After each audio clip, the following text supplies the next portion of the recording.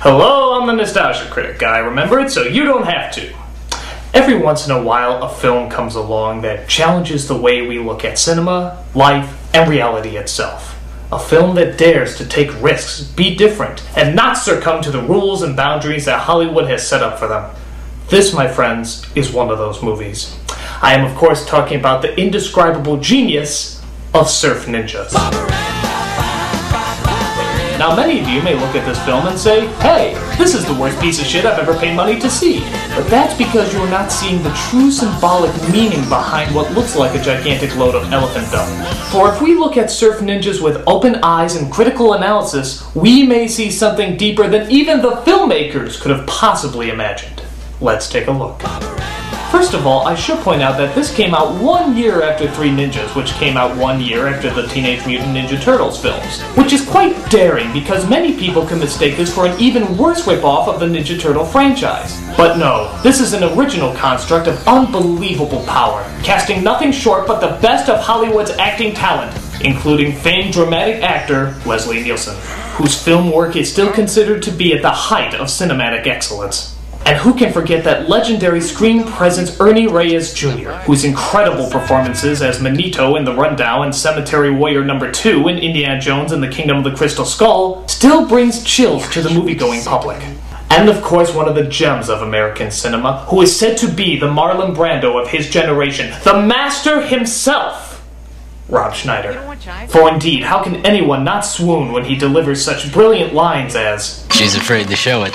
She's probably not very attractive." And how could you not cry when he recites in all his brilliant majesty, "Now don't make me come out there and beat you with a league of mine that no longer works, cause I'll do it!" And how can you, in all honesty, not orgasm at the delivery of such awesome power when he says, "I've got 2 words to say to you.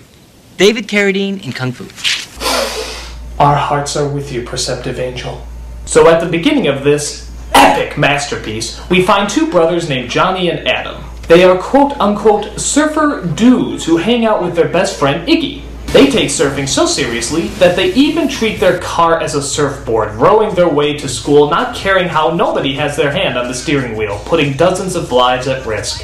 Those lovable rapscallions. They're excited because Johnny is giving a speech at high school about a visiting monk named Bob Aram. But unfortunately, a la Saved by the Bell, he has totally forgotten about the assignment.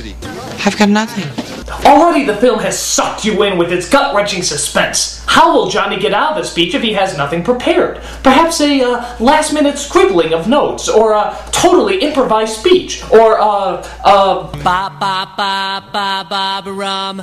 Ba-ba-ba. Of course! A totally on-the-spot song rendition of Barbara Ann, a song that hasn't been popular in decades, and yet somehow everyone in the school is dancing and singing to its tubular melody. Genius.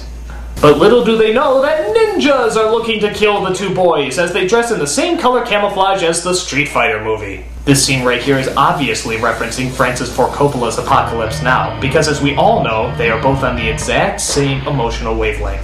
Horror has a face, and you must make a friend of horror.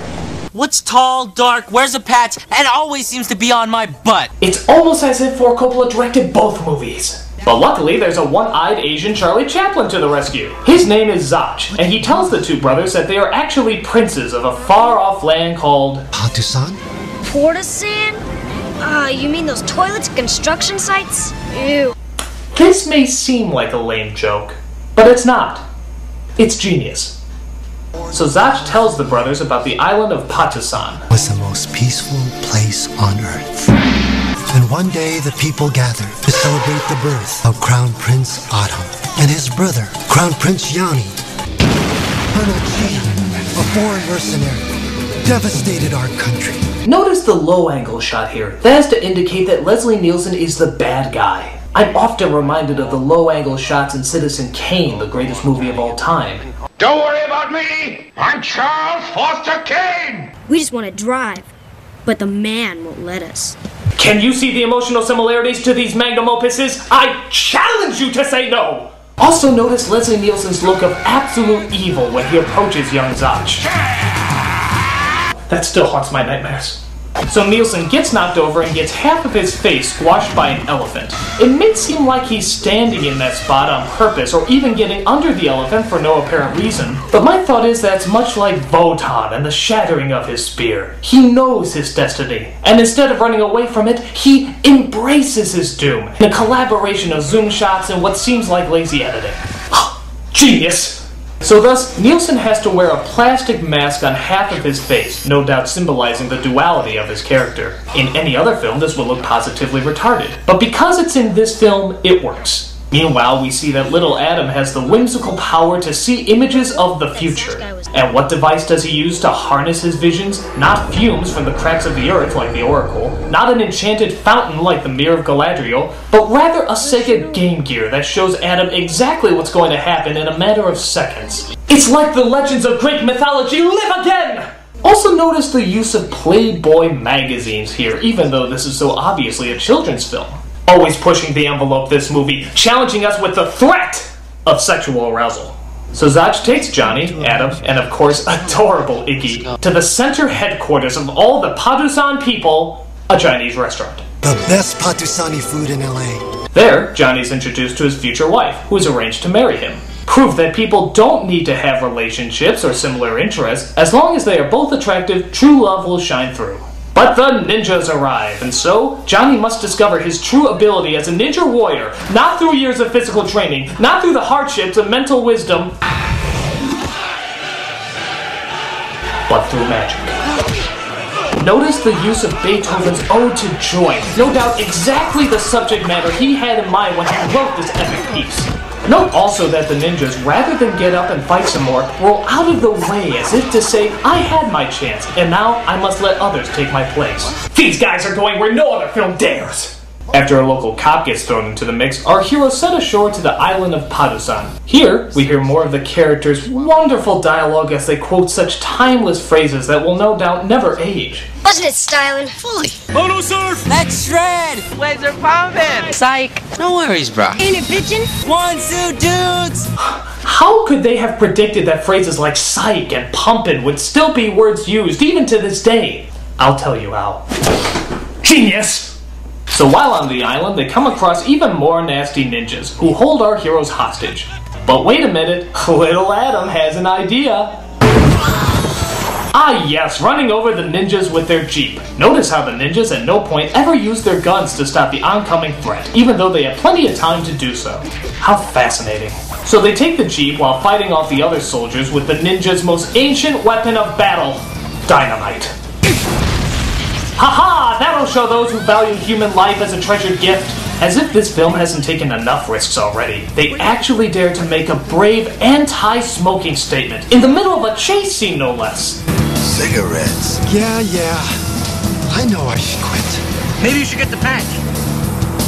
Look who I'm talking to. Yes, inspired poet, let us all look into the deepest areas of our soul and see who we are talking to. G to the E to the N with an I-U-S. Genius! Which is quite interesting, seeing how this film says playboys are good and yet smoking is bad. Mixed messages or conflicting issues? Knock knock, who's there? Genius!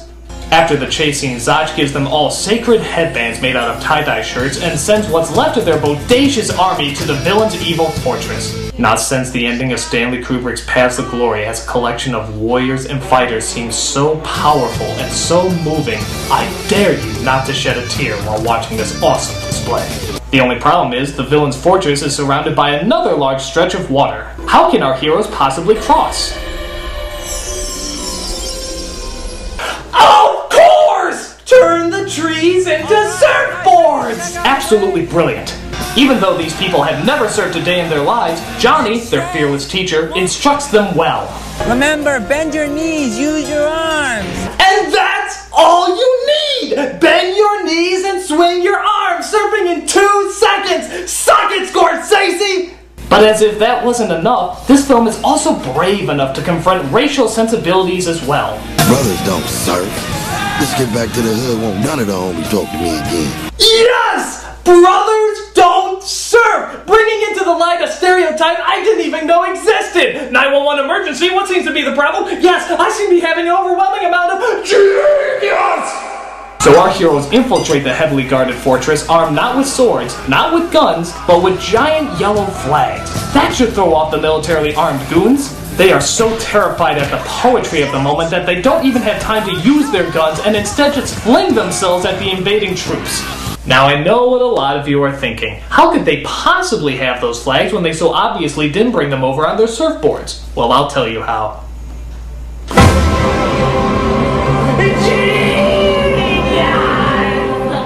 So finally we get to the big showdown with Leslie Nielsen and Warrior Johnny. Nielsen and Johnny start to fight, but Nielsen's mechanical hand starts to malfunction and forces him to start, jerking off. Now I know a lot of you are wondering why on earth did they put that scene there? Well, I'll tell you why. I have absolutely no clue. I think it's pretty fucking disgusting.